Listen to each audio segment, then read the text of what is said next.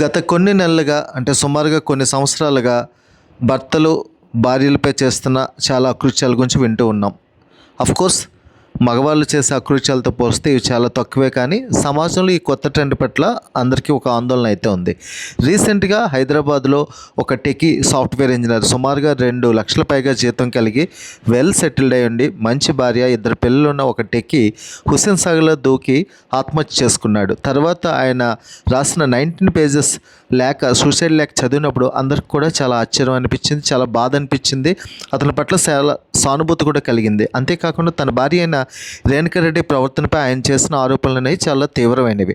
అందులో ఎంతవరకు నిజముందో మనకు తెలియదు, కానీ తన భార్య సుమారుగా 3 నుంచి 6 వరకు అఫైర్స్ కలిగి ఉందని, అందులో ఒక వ్యక్తితో తను సన్నిహితంగా ఉన్నప్పుడు తీసుకున్న వీడియోలు ఫోటోలు షేర్ చేయడమే కాకుండా ఆ వ్యక్తి వాటిని తిరిగి ఇన్స్టాగ్రామ్లో పోస్ట్ చేయడంతో తెలుసుకున్న ఇతను చాలా బాధపడ్డాడు.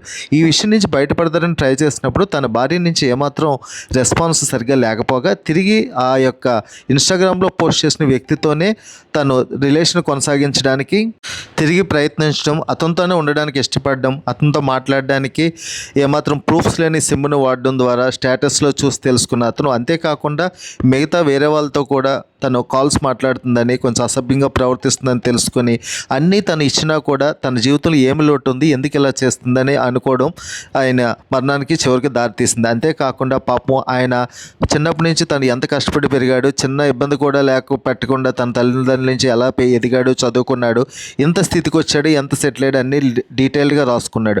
అంతేకాక తన చివరి కోరిక తన భార్య అయిన రేణుకతో ఎంత జరిగాక కూడా సమయం ఇంకా ఎక్కువ గడపాలని తను కోరుకోవడం, తన మీద ఉన్న ప్రేమకి పరాకాష్ట.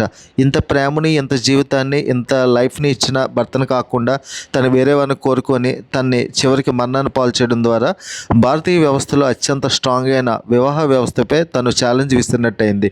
ఇలాంటి పోకడ్లు మానసిక శాస్త్రవేత్తలకు కూడా అంటుపట్టకుండా ఉన్నాయి. ఇటు యొక్క ట్రెండ్స్ పట్ల అందరూ జాగ్రత్తగా ఉండి ఎలాంటివి జరగకుండా రిపీట్ అవ్వకుండా చూసుకోవాలి.